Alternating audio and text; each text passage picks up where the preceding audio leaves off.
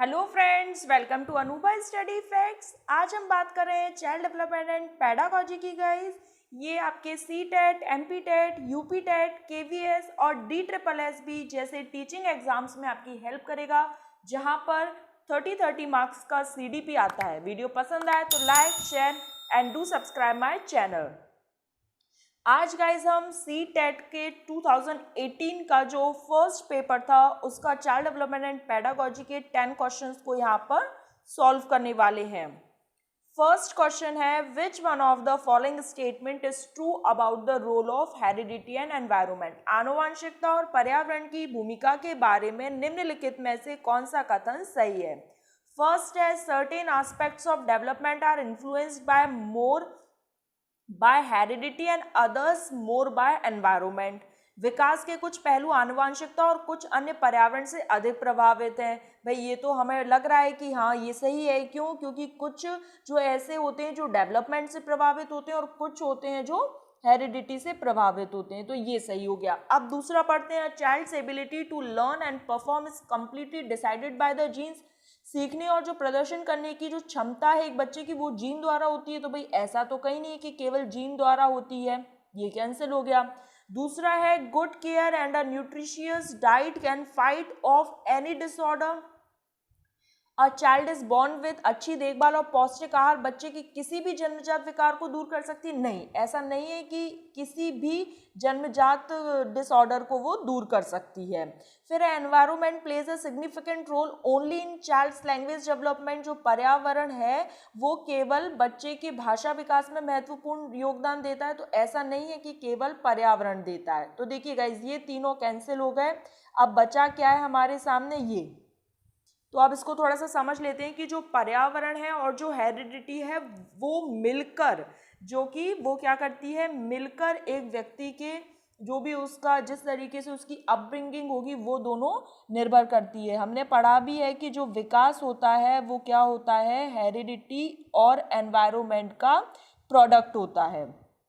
Next है, which one of the following statement can not be attributed to पियाजे theory. पियाजे theory से कौन रिलेट नहीं करता है? फर्स्ट है, development occurs in qualitative changes. तो भाई डेवलपमेंट के बारे में तो पियाजे द्वारा बताया गया है, तो ये हो गया। विकास गुणात्मक चरणों में होता है, ये है। फिर है, children construct and use knowledge about their world. सही बात है, बच्चे अपनी दुनिया के बारे में ज्ञान का निर्माण करते हैं क्योंकि उन्होंने इस बच्चों को स्मॉल साइंटिस्ट कहा था, तो ये भी सही है। फिर learning takes place through constant practice. निरंतर अभ्यास से होती। तो अभ्यास का नियम मैंने आपको बताया था कि थॉर्नडॉइक के द्वारा दिया गया है, law of readiness, law of effect and law of exercise.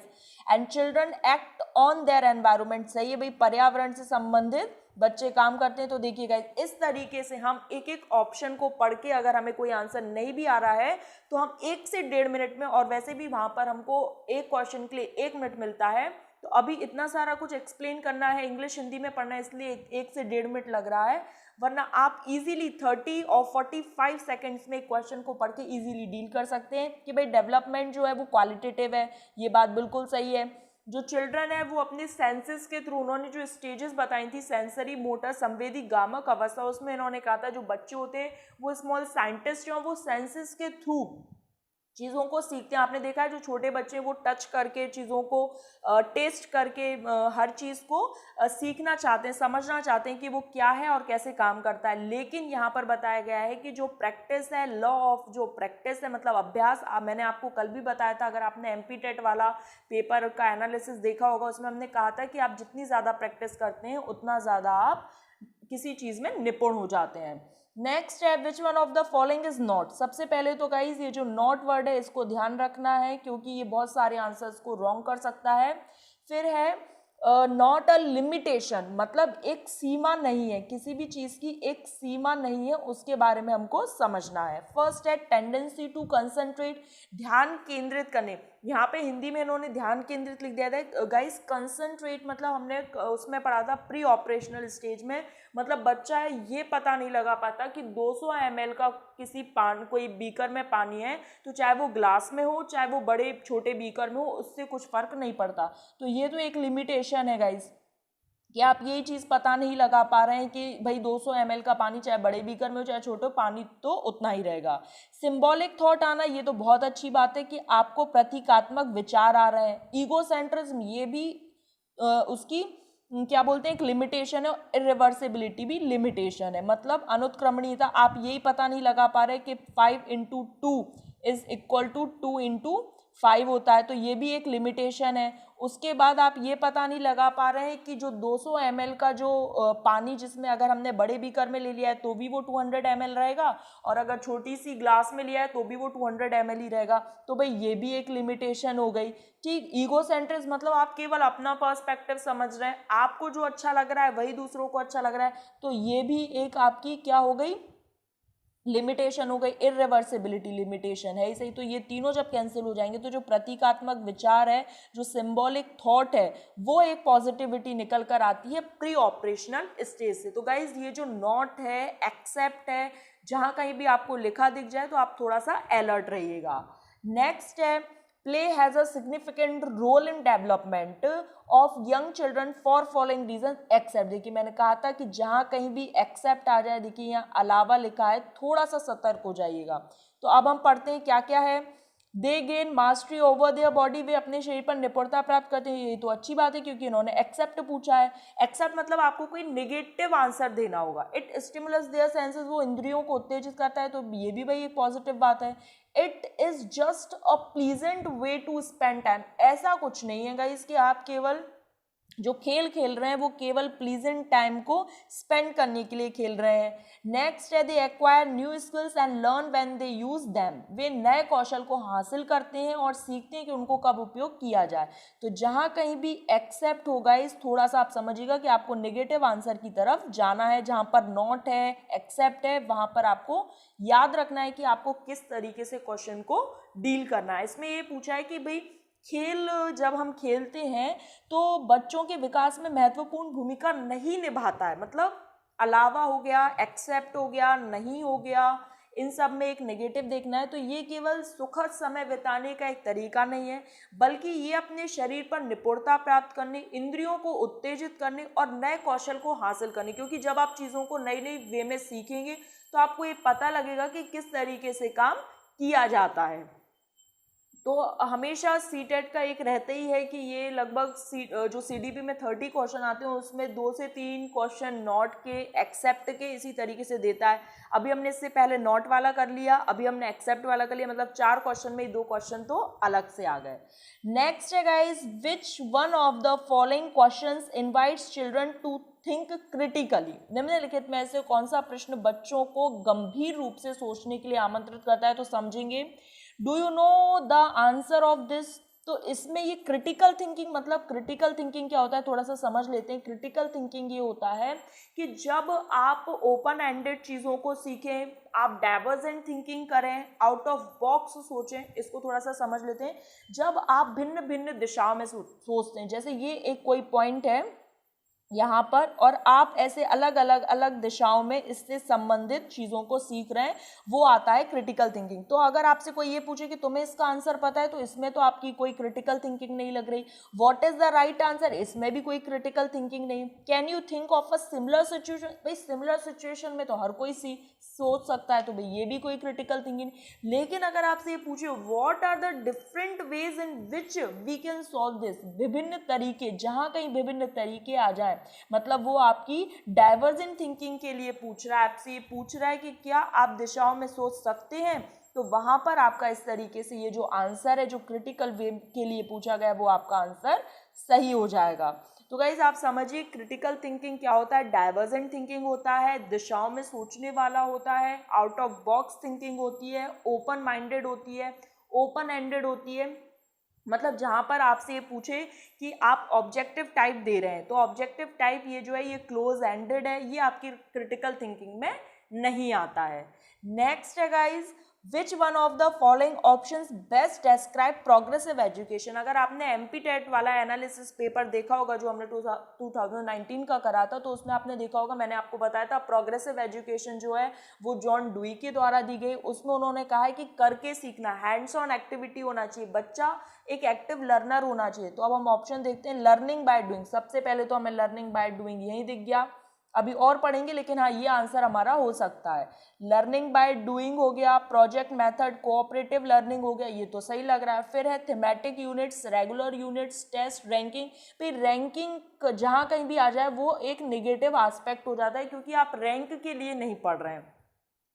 Next है आपका personalised learning, ability, grouping, labelling student. Labelling student जहाँ जाए मतलब आप वहाँ पर क्या कर रहे हैं, बच्चों को लेबल कर रहे हैं कि आप भैया होशियार हैं और आप थोड़े से डल हैं। तो कभी भी एक जो टीचर होता है वो कभी भी बच्चों को लेबल नहीं करता है। प्रोजेक्ट मेथड, एबिलिटी, ग्रुपिंग और रैंकिंग। देखिए ये रैंकिंग हो गया, यहाँ पर रैंकिंग हो गया, ये लेबलिंग कर दिया बच्चों को, तो ये जो तीनों ऑप्शन है वो हमारे कैंसिल हो जाएंगे। अब क्या बचा ये।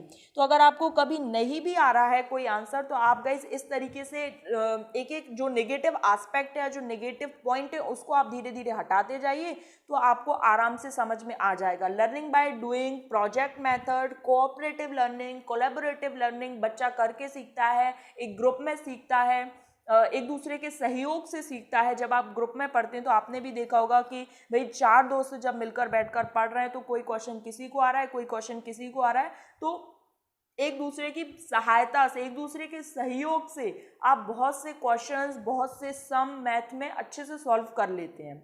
नेक्स्ट है guys, which one of the following statement about progressive education explains education life itself. देखिए अब प्रोग्रेसिव एजुकेशन के दो क्वेश्चन उन्होंने लगातार दे दिए हैं।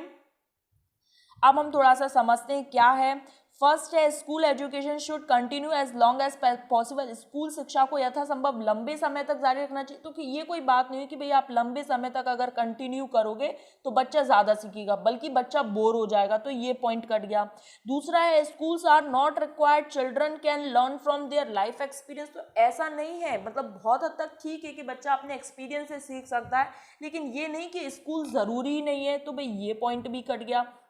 तीसरा है, education in school should reflect the social and natural world. ये बिल्कुल सही है, स्कूलों में जो शिक्षा है वो सामाजिक और प्राकृतिक दुनिया को प्रतिबिंबित करती है, मतलब रिफ्लेक्ट करती है। जो भी हमारी सोशल लाइफ है, जो भी हमारी नेचुरल लाइफ है, उसको प्रतिबिंबित करती, रिफ्लेक्ट करती। लाइफ इज ट्रू एजुकेटर, ये सही है, लेकिन यहाँ पर हमें बेस्ट ऑप्शन देखना है, तो ये जाएगा, ये भी यहाँ पर रॉन्ग हो जाएगा। स्कूल यथासंभव लंबे समय भी ये बोर कर देगा और स्कूलों की आवश्यकता ही नहीं, तो ये तो बिल्कुल गलत है। जीवन एक सच्चा शिक्षक है, लेकिन एक बच्चा स्कूल जाएगा तो वहाँ पर उसके वैल्यूज, नॉर्म्स ये सब सीखेगा, इसलिए ये वाला भी गलत हो जाएगा। अगर आपको कोई ऑप्शन नहीं आ रहा है इसमें बार बार कहती हूँ, आप एक एक करके इसको नेगेटिव जो भी इसके पॉइंट्स हैं उसको लेते चलिए, आप कुछ ना कुछ एक पॉजिटिव पॉइंट पर पहुंच जाएंगे। जैसे यहाँ पर हम 2 पॉइंट पे पहुंच गए थे कि school in education should reflect और life is a true educator. तो लाइफ ट्रू एजुकेटर है, लेकिन उससे भी अच्छा ऑप्शन हमको क्या मिल रहा है कि जो एजुकेशन स्कूल में दी जाती है वो हमें रिफ्लेक्ट करती है हमारे सामाजिक और हमारे जो प्राकृतिक दुनिया है, हम किस तरीके से रह रहे हैं, इन सब बातों के लिए। नेक्स्ट है, which one of the following can be considered as a contribution of Kohlberg theory. Kohlberg की थ्योरी अगर अभी तक आप में से किसी ने नहीं देखी और आप समझना चाहते हैं तो एक अलग से प्लेलिस्ट है, CDP full course by Anuba study fact, जिसमें हमने पियाजे, वाइगोत्स्की और कोलबर्ग की थ्योरी को समझा है। अब हम कोलबर्ग का समझते हैं कि इनका जो सिद्धांत है वो किस चीज़ पर डिपेंड है और ये क्या कर रहे हैं। फर्स्ट है, his theory supported an association between cognitive maturity and moral maturity. हमें तो भाई आंसर हमारा यही मिल गया, लेकिन हम और ऑप्शन भी पढ़ेंगे। उनके सिद्धांत जो संज्ञानात्मक परिपक्वता है और जो नैतिक परिपक्वता है उसके बीच है। उनका जो कॉग्निटिव मैच्योरिटी और जो मोरल मैच्योरिटी, उसी के बेस पर जो कोलबर्ग द्वारा थ्योरी दी गई है। The theory has elaborating testing procedure, ये इसमें तो ऐसी कोई बात नहीं है। It establishes a clear relationship between moral reasoning and action. Moral reasoning के बारे में बात की है, नैतिक तर्क के बारे में बताया है लेकिन इसमें ऑप्शन में क्या है, ये नैतिक तर्क और कार्यवाही के बीच एक संबंध स्थापित है, ऐसा कुछ नहीं। लेकिन हमें सबसे अच्छा ऑप्शन यहाँ पर ये वाला मिल गया है, इसलिए हम इसको कैंसिल कर देंगे। फिर है his belief is that children are moral philosopher, ऐसा इन्होंने कुछ भी नहीं कहा था, तो ये वाला भी गलत हो जाता है।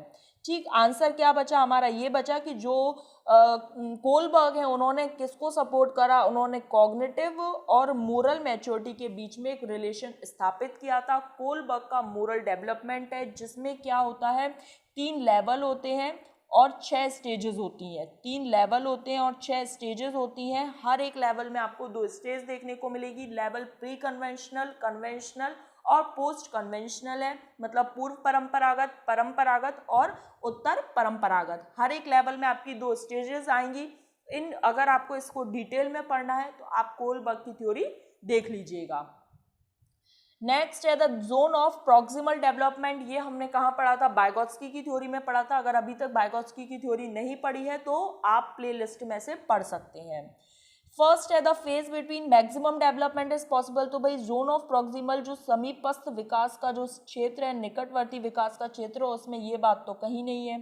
फिर है the developmental phase when child takes complete responsibility, ऐसा नहीं है क्योंकि इसमें क्या स्कैफ फोल्डिंग लगती है। अगर बच्चा खुद से ही सब कुछ कर लेगा तो उसे स्कूल जाने की क्या जरूरत है।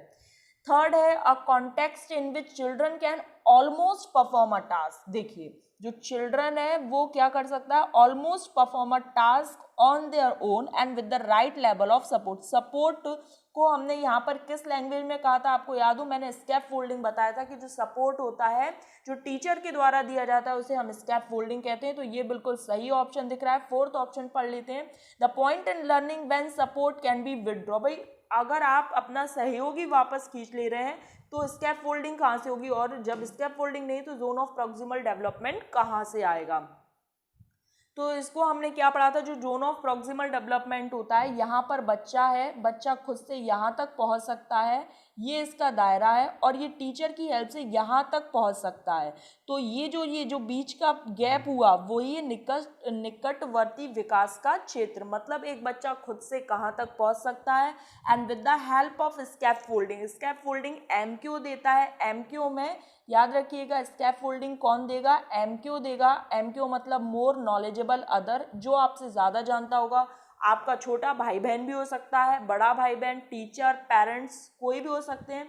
इसमें एज से कोई मैटर नहीं करता कि ये भाई एमक्यू कोई बड़ा व्यक्ति ही देगा। फुल थ्योरी वाइगोत्स्की की कराई है, चैनल पर आप जाकर देख सकते हैं।